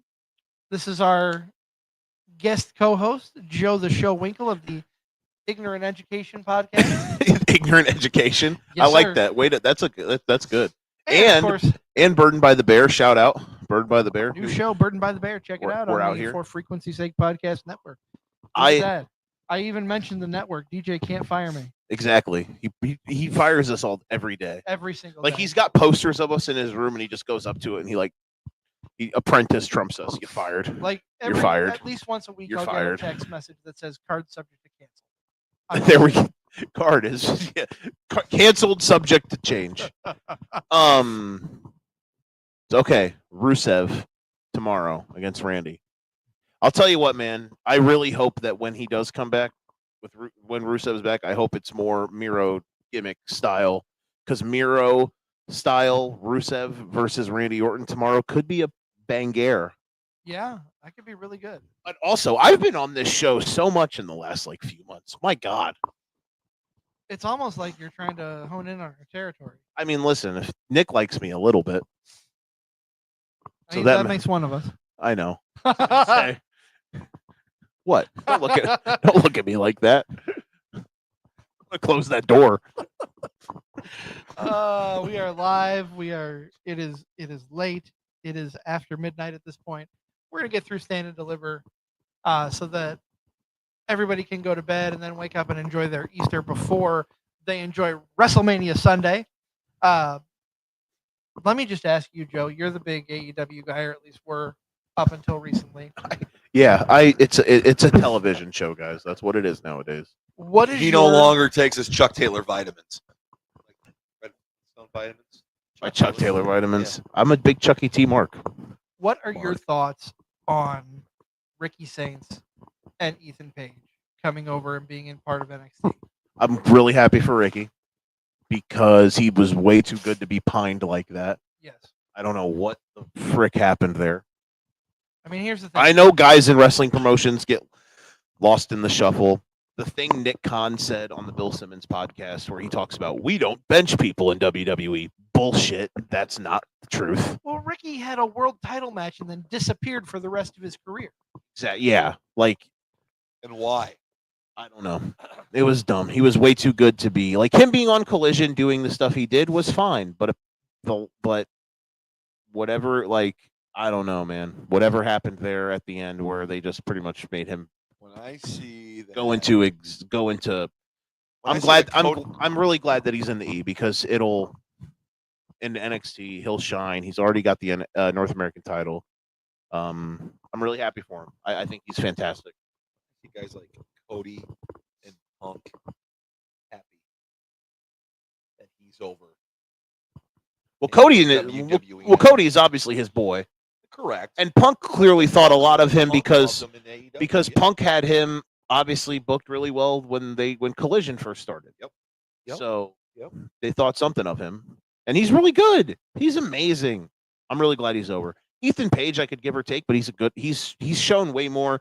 Now he's obviously gotten a bit more of opportunities, but I never believed him as a really top level character in AEW. Former NXT champion. But he won the NXT title. I think he's done some really good things. He's not on the level still of like I think his ceiling is like if he gets called up like second level mid carder. He's evolving, but he is still that is a great point. He is the getting better. Revolution is televised. Ethan Page is still evolving. Yeah, that's a good point. Guys can get better, and he's definitely in the stage of he is all that's true. Like he's better now than he was when he was over in AEW. That's a great show. Thank you. Yeah. But yes, I'm happy for Ricky Saints. Who did he wrestle today? Ethan Page. So it was those two, right? Yeah, they opened the show. High noon kickoff. Local time here. Local time there. It would have been 10 a.m. Yes. I really wish 10 a.m. for stand and deliver. But I'm gonna tell you what, the place was packed. It sounded from everything I saw. Because I was myself here. You guys will be breaking down the matches here, and I will just be giving my outskirts takes on the NXT product. We'll get through them pretty quick. Exactly. I was a busy boy today, watching some NBA playoffs and cleaning my house, getting ready for tomorrow, getting everything done in time so I can come hang out with you, beautiful gentlemen. And so I was, living vicariously through my phone for NXT Stand and Deliver, but I could definitely tell that the crowd was bright-eyed, bushy-tailed, and ready to rock, and there were definitely some high moments on the show. Absolutely, and that opening match was one of them. Those two have good chemistry. They have good in-ring presence together. I thought that it was a great way to open the show. I wouldn't have put any other match there. After seeing everything now, I wouldn't have either. And to tell you that match was probably the lowest match on the card after seeing all the matches on the show. It's not a knock at that match. No, the other matches were really flipping good. It's a nod to this show. Yes. This show was amazing. I know I'm an NXT mark. I know I gush about them as much as I gush about Gunther on here. But it seriously is my favorite wrestling television show of the week. I love Tuesday nights on the CW. I absolutely love it. Moving it to CW is great. I love it because there's so much talent on there. They're going to be big someday, and just be able to watch them now. And then when they're mega stars, be like, okay, yeah, I remember watching all this. Like, I like that. I'm so glad. I love watching these talents develop. Yeah. I'm so glad that they are far, far removed from NXT 2.0 because that broke my heart. Because, like I've told you guys earlier, a lot of people's hearts. Thank goodness. I'm an NXT Black and Gold stan. I'm right there with you. Mid 2010s to late 2010s, NXT was fantastic. What do they call it now? It's just really NXT now. Yeah, I don't think there's any. But like the logo's kind of would it be like NXT Chrome? I mean, it's maybe NXT CW. The CW era NXT is definitely it's the last 2 years. I know they've only been on the CW for like less than a year, right? But they have found themselves. I mean, they're putting up higher numbers than AEW is on TNT or TBS. That's not counting, of course, their max stream that they claim gives them some X amount extra, but I don't believe that. Anyways, no, I just love NXT. I really do. And I'm telling you, I can't tell enough people, this show was good. I don't know what my match of the night of that show is. I'll think about it. We'll talk about it here at the end of the show. Yep. When we're done reviewing. But there wasn't a match I was disappointed with. I wish it's not because of the outcome, it's because the action was so good. There was nothing in ring that I was disappointed about with Stand and Deliver. And I'll second that and say, talking about, just touch on the second match real quick. I don't like Hank and Tank. I think they're goofballs. I don't think they should be tag team champions, but they made up for their goofiness with a great match against Fraxium. Fantastic match. I can't find any fault in it. How many tag teams in the world are better than those guys right now? Fraxium. In the world right now. Yeah, like if we're drafting, okay, rephrase. If we're drafting American television tag teams, who's the first pick and how close are they to the first pick? Are they the first pick? Nick, you're the tag team guy. I'm going to let you answer that first. You can't argue against Bobby Lashley and Shelton Benjamin. I was going to say, is it between them and the Hurt Syndicate? They hurt people. They do. Like, tag team of the year right now is between those two tag teams. If we had to stop it right now and have voting, it's between those two tag teams.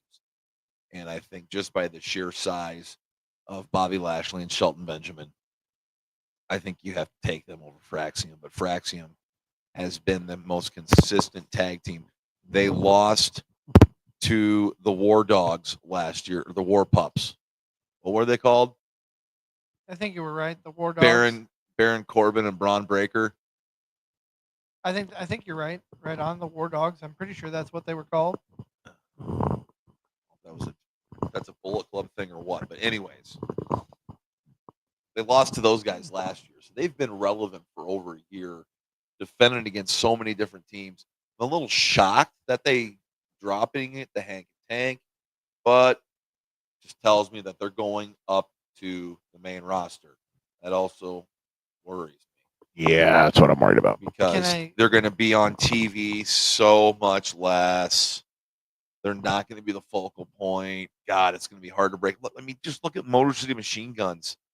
They're so freaking good, and they're hardly on TV. Breaks look my at heart. DIY. They're so freaking good. They're not on TV much. You Also know what I'm breaks my saying? heart. There's just not a lot of openings, so I'm really concerned about the future of those guys. So where do you put them in the mix? I know where I want to put them, and it's to boost things. But where do you see them going, to a Raw or SmackDown? They're going to go to SmackDown, I hope. I mean, that's where. Ideally, I hope they stay on NXT. But SmackDown they're not. is where they should be, where they deserve to be, because that's where the tag teams are the best. Low key, I would love them to go to Raw to boost that tag team division, because Raw's tag teams are absolute garbage. Very bad. Very not good, sir. Very much not great. Who does Raw even have? The New Day. The Viking War biker guys. The Viking Vikings. Is the Judgment Day even still a thing with the tag teams? I think they have to be considered that. Not after tomorrow. Cough, cough. No, we're still here in the present. Technically, not Who after else is today. on Raw? What other tag teams are on Raw? The three of us, we're going to come in tag champs. Freebird rule? I know. I'm going to be your manager. I'll cut a promo for y'all. I know. My name is Joe WInkel. I am the advocate for the greatest tag team in podcasting history. Easy. That was good. I know, I tried. No, honestly, I don't know what to make of it. I hope they go and take on the Street Profits, DIYs, Motor City Machine Guns. I hope they're used. I do. But if I was any NXT star going up right now, I'd be a little concerned. And I'll just caveat that by saying it's not because they're not being utilized as much. That is, but another part of that is there is so much depth on the roster right now that it's hard to fit anyone in to that top dog place. I mean, Braun Breaker broke through quicker than a lot of people do. Right. Okay. Who else? I mean, that got called up in the last couple of years. Mello. I mean, he hasn't won a title yet, but he did win the Your Career's Going Nowhere Battle Royal, though, on SmackDown. You could kind of say LA Knight to a degree. To a degree, but he's a little older. He's a little more seasoned, so that makes sense. Yeah, so he probably doesn't count.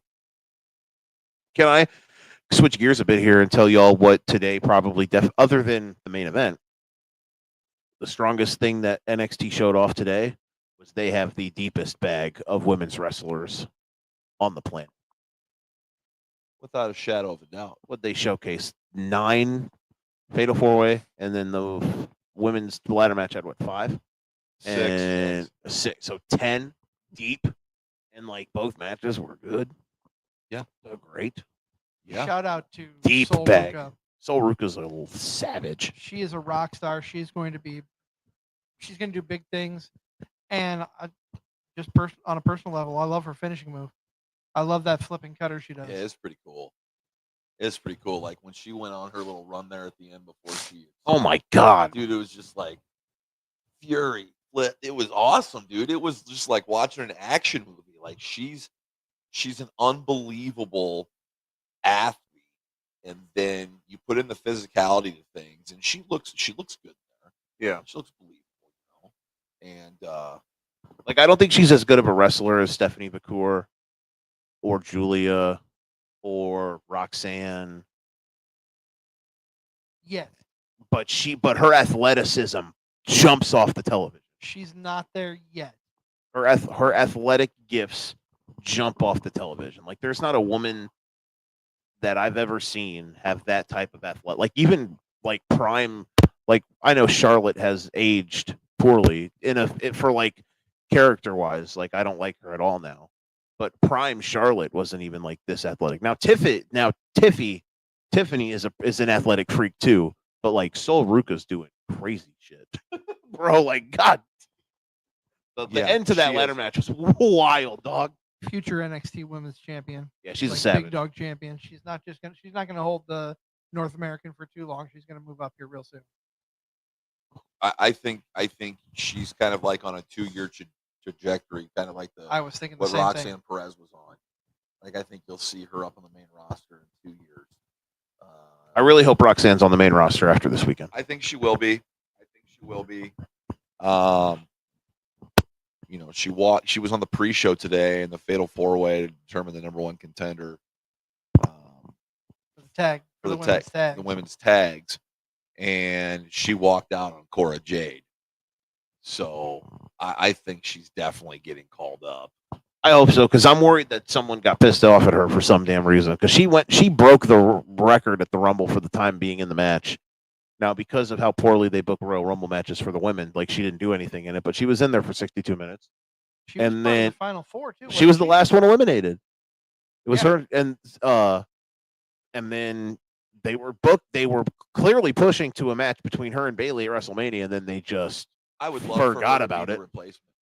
It would be cool. I would love for her to be the fill-in, but she's a heel. She's a heel. So it would be really cool if it turns out she's the one who jumped Bayley. Unless did they actually didn't Roxanne and Lyra Valkyria highlight pay-per-view a year ago? Did they for the I missed this live. So I saw it on my phone, but did they show that the Judgment Day attacked Bayley or no? I didn't see the attack on Bayley, so I'm not sure. Did they actually say who did it? See who attacked it. You just seen them laughing as the paramedics were attending to it. Oh, it would be really cool if Roxanne's if it comes out that Roxanne's the one who jumped her. Won't happen, but it'd be neat. Yep. If it's Bayley, if Roxanne's the one who jumped Bayley, it might be because they had a storyline previously. They were supposed to have a one-on-one match at Mania, and then we just they hit us with the Men in Black thing. Like this didn't happen. There you go. Insert Bayley back in 2 months. Give her some time off. Bingo. You got your feud. Would be cool. Would be neat. We might as well stay with the women and talk about that Fatal 4-Way for the Women's Championship.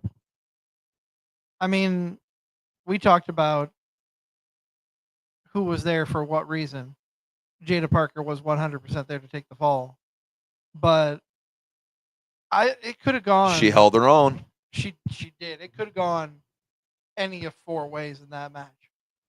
It was really well put together, and I'm happy that Fakir came out with the win, but I would have been happy seeing any of those others, including Jada Parker. And I say that not have thought of I'm tired, and I don't know what I'm just spitting nonsense. I would not have thought of that before the match, and after when she showed out. Now, absolutely, she was there for two reasons: to show out and to take the fall. But she deserved to be there. I absolutely agree. There were moments in this match where I believed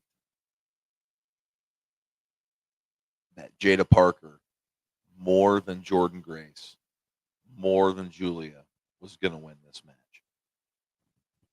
Really did. Like, she had some great moments in this match, and big props to her for being in a four-way on the biggest match of the year for your promotion against some top-tier talent. I think Stephanie Vaquer is the next in line when you're talking about Rhea Ripley, Bianca, Io Sky. I think the next conversation is Stephanie Vaquer next. You could probably make an argument she's the best women's wrestler. Her and Julia are the two best women's wrestlers alive right now. Is that a hot take? In the world or in the company? You could say in the world, right? Say so.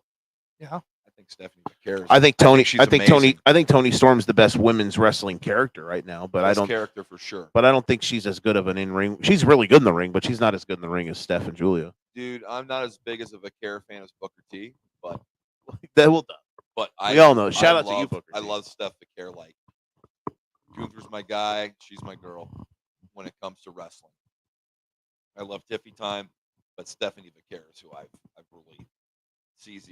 I've touted her on the show. Like, I think she's the best female on that show ever since they signed her. Yeah, absolutely. Good acquisition, especially since she was being eyeballed by AEW. She gave Mercedes Moné her best match in AEW. And then decided that she didn't want to be anything to do with them. Wanted to be WWE. Yes. Took a pay cut. Yeah, good on WWE for snatching that up. Right move. Right move. Can I tell y'all something about the main event that I loved? Okay. And I didn't see too much of the actual match. It's one of the matches from this weekend that I'm definitely going to go on my own and watch. But I was watching the entrances, and I was thinking, Obafemi's entrance is immaculate. I love how he walks in the ring. The little shaunt that he does. I'm gonna start. I was thinking. I'm gonna start walking into frame like that for the show. I was thinking the only thing that this entrance needs is someone to be chanting something during his entrance, and they started chanting like They do the and they started chanting like Oba, like while he was walking, and I was like, that's it. Because like with the Hurt Syndicate, you've got like we hurt people, we hurt people, like just like when for entrances. And again, I don't. You talk about audience participation. I think it's some of it's good, some of it's awesome, some of it is a little too much. But Fair. I think for that, like and he's not just a character gimmick that's over because of the audience. Like Obafemi is that dude, capital T, capital dude. he is. I love. But like his entrance, like it's just like, how is a guy this monsterish and freaky just so like cool? And he's gotten, as an NXT honk, he has gotten better on the mic. He's gotten confidence. He's gotten better. Like, he's not there yet, but he's getting close. And what's so funny? I'm not laughing. Oh, I thought somebody was laughing. You're hearing things. Seeing things. You're tripping. Yeah, you're hallucinating over there. Oh, Maybe, no, I just love this show. The show, I think I enjoyed this show more than I did Mania Night 1. I wish it was on. I wish that they would restructure the Mania weekend to where Stand and Deliver was Friday night. You move SmackDown up a night on WrestleMania week. You do Thursday night SmackDown And Hall of Fame. You do the Hall of Fame after you do Stand and Deliver on Friday. Then you do the Hall of Fame after Stand and Deliver, and then Saturday, because this show deserved a primetime night slot, I agree. just like Takeover did. Like My- Takeover Saturday night going into now Takeover was more than just WrestleMania. Like all the Takeovers banged, but like Takeover Saturday night before the big show, like I agree. made you feel something. I agree. Yep. I wish on a night like tonight they don't have to do now. Most of the NXT, pretty much all the NXT like big shows now aren't attached to WrestleMania to WWE pay-per-views. None of them, right? This is the only one, right? That's actually attached to a WWE pay-per-view like the next day. or I'm trying day to of. think if there's one connected with SummerSlam. I don't know that there is anymore. But This might be the only one. but this one definitely stand and deliver. It would have been much like the show was great too, so it would have been nice if it was like on its own on a Friday. But regardless, great show. The triple I threat mean, was WrestleMania Night 1 was good. Don't get me wrong, but I think I enjoyed NXT stand and deliver a little better. and I think that's fair. And I I said to hope myself after that show was over, if I would have bought a ticket for that show, man, I'd be so happy right now because I just saw an amazing wrestling show. Oh, 100%. and I hope that even though that we were a little let down tonight, to tie everything full circle, even though we were a little let down tonight by some of the things on night one, it closed. I think we're probably happier with how night one this year is than last year. Because I think that's I did pull up night 1. yeah. But I still think and hope that night 2, because last year night 2 was fantastic Night stuff. 1 last year, you From ready? start to finish. Rhea Ripley, Becky Lynch. The 6-pack tag team ladder match for the undisputed WWE tag team, the WWE. Yeah, they Where split. they They split the split the belts. belts up, which That was what it was. A-Town Down Under. The Awesome Truth. The Judgment Day, Finn and Damien. DIY. New Day. New Catch Republic. Those are your teams. It was what it was. It was a match It's all right. it was a match to split the belts up and to put the belts on R-Truth. I forgot The about Miz. this match. Rey Mysterio and Andrade defeated Santos and Dirty Dom. I forgot about that match too. And that was when the Eagles players were ringside. Jey Uso defeated Jimmy Uso That match sucked. in 11 minutes and 5 seconds of crap. Negative 5 stars. Jade Cargill, Bianca, and Naomi defeated Damage Control. A match that happened. Entrance was cool though for Jade, Bianca, and Sammy Naomi. defeated Gunta. Fantastic match, Brainbuster. Brainbuster. Rock and Roman beat Cody and Seth. Awesome match. Aura farming galore. So Night 2 blew its pants off. night 1 this year Better than last year's night 1. better than last year's night 1. Still leaving us wanting more. Which we're going to get tomorrow. I think so. Anything else you want to talk about on NXT Stand and Deliver? I can't recommend this show enough. I think it's the best NXT show I've seen since the last time I gave them a huge. This was a good show. There wasn't anything bad about it. And I would go out of your way to watch the main event, if nothing else. If you don't want to watch the whole show, watch the main event. Javon Evans, Oh my God, there was at least one time Future where I frickin' thought he star. won. future star. I agree, dude. He's amazing. He's utterly amazing. He's doing stuff in the ring I've never seen before, and he's only 20 years old. He's a freak. Like, he's the sport evolving right before our eyes. He really is. He's I like swear. the Matrix. I swear there was one spot where I stood up. I'm like, oh my God, he just won the match, and it was that close. Trick was solid. I think Trick shows. I think maybe he needs a little more time down. I think though he might be getting called up, and I'm not saying I don't know if he's ready. it should be done. I'm thinking they might do it, but He kind of is out of stuff to do in NXT. I told my buddy when I was watching this, this could be the main event next year too, and it makes sense. Like, all roads could lead back to this. The problem for Trick is he's kind of out of stuff to do in NXT. I know, but what are you Yeah. gonna do with him on the main roster? I know that's the thing, and I'm worried about. And he can't. So many people get lost on there, man. He's not good enough in the ring yet. So many people get lost. And maybe he'll never be good enough in the ring to justify but he's charismatic as hell. His entrance is cool. He's got a great look. I'm just worried about him standing on an island on main roster television. I'm a bit worried about that. Unless they turn him heel in NXT, then he'll have something to do. Which I've seen people saying that might be a thing. You know, I'm looking here on matches For tomorrow? Or from Stand and Deliver? from Stand and Deliver. We've talked about Ricky Saints and Ethan Page. You know what? They're all around the same amount of time. Yeah. And I wonder if that adds to how the show Show flow was great. Flow's better. Yes. But I'm telling you what, here are the match times. I'm not counting the pre-show.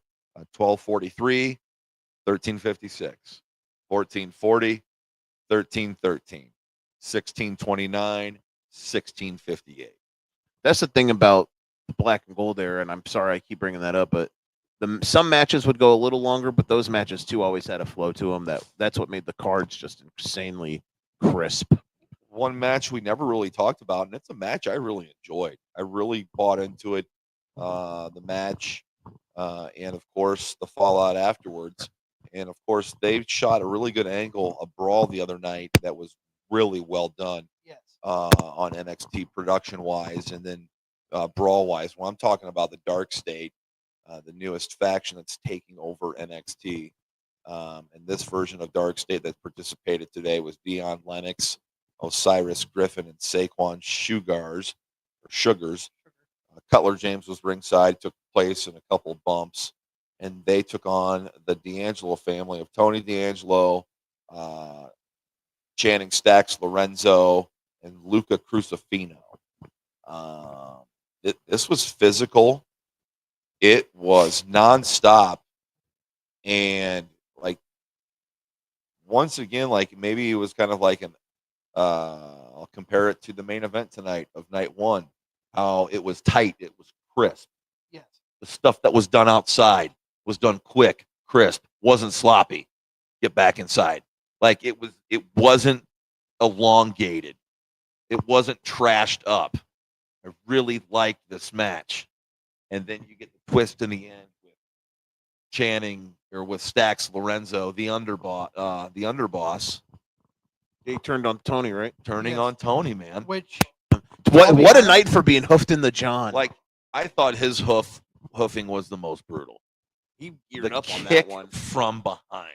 I mean, Paul got up in there, but like that one was like a full-fledged Right. see you later, pal. it's a turn that I saw coming, but the journey to get there was well played. Yeah. Very well put together. Didn't they tease he was going to hit him with a crowbar, and then they hugged, and he gave the crowbar to the ref with his back turned, and then like D'Angelo looked back at him like to make sure, and then he looked forward, and then he hooked him. Yep. I saw. I was Yep. like, that was Really well done. done. It was like a triple pump fake into the shot. He buried it. I got to ask you guys. I mean, top to bottom, what was the match of the night For both shows. for Stand and Deliver? Oh, for We Stand already and talked Deliver. about Sorry. the main- Okay. for Mania night. I won't answer this, but I'm assuming the main event, which is why I'm going to go back and hunt it out to watch it from start to finish without interruption. Main event might gets my vote.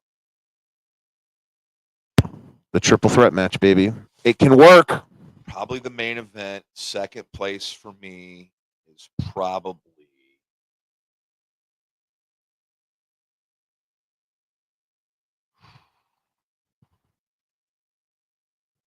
the women's four-way or the tag match, tag title match. Those were good. Yeah. They were really good. And that softened the blow for me of Fraxium losing Because the match was good. because the match was good. Right. 'cause you It guys was do really not- good. Like we got the best. That's the best match I've ever seen. Tank and Tank have. I was going to say, from everything I've gauged from tonight, I've never seen this group before, but I can gauge that you guys don't like them. Tank and Tank. I'm just like, it's a It's a not- newer, younger version of Heavy Machinery. and a Oh. dumber version. I hate to Yes, say it. a younger, dumber version. To help bring this home before he passes out on us and you start hallucinating to the eight and start seeing aliens. Prediction for match of the night tomorrow.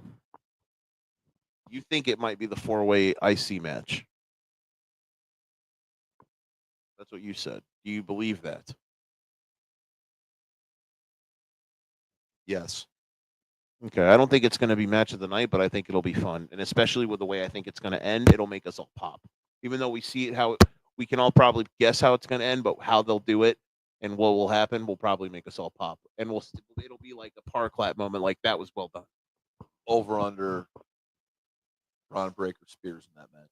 Ooh, I'll set the line at 2.5. Wow, I'm hammering the over. Over. I'm Okay. Hammering definitely over. the over. What about 3.5? I set it Still at 3.5. You'd go over 3.5. over on 3.5? Yeah. Okay. I think that has the potential to be the match of the night. And that's going to be my official pick for the match of the night tomorrow. But I think that AJ Styles and Logan Paul are going to surprise everybody and put on a hell of a show. That'll be your Timu match of the night. Like I see what you did there. low key, underappreciated, and not as flashy, but still Like gets the job done. Like an hour after the show, we'll all go like, remember how good Logan Paul and AJ Styles was? Absolutely. That's the hope, and that's the prayer. I think the main event is going to be more of a moment of spectacle. Yeah. A historic thing. I don't think we get anywhere like a wrestling classic. It's more of an event and an involvement thing tomorrow night, in my opinion. But yeah, that 4-way I'm really excited for. And if that's not the match of the night, I think it's the women's triple threat. That was my pick. Man, I hope they give them time to bake tomorrow. Yeah, let them cook. That's going to be excellent. That's going to be really Let them cook. Really excellent. All right. Well, We went 44 minutes longer than Nick wanted to, so he's going to hate us. he probably is, but that's okay. He's going to He's going to powerbomb me the through weekend this. is a beautiful. This weekend of WrestleMania weekend, on top of also being Easter, is a beautiful, beautiful creature, and you just embrace it and enjoy the ride. Yes. But we're going to wrap things up here. It is a 1:45 in the morning. Not as late as I stayed up yesterday. Nick can attest to that. But definitely burning the midnight oil here. I'm going to thank you all for tuning in, who stuck with us this late. Appreciate you here. Be sure to tune in on Tuesday night at 7 when Nick and I are joined by Jason Prentice to talk about Night 2, as well as the Raw after WrestleMania. For my tag team partner, Never Wrong, Nick Bull, for our guest co-host, Joe the Show Winkle, I am the Wizard CZ. This is Card Subject to Change, podcast by the fan for the fan, powered by Lopez Pizza, protected by Jared Zook of Country Financial. And I just messed it up. You know the sponsors. I'm tired. No, do it again. Powered by Lopez Pizza, built by Durham Remodeling, colored by Ryan Allison Tattoo, and protected by Jared Zook of Country Financial. There, we got it all out. That's Card Subject to Change. We will see you next time right here on Card Subject to Change. Thank you so much for tuning in.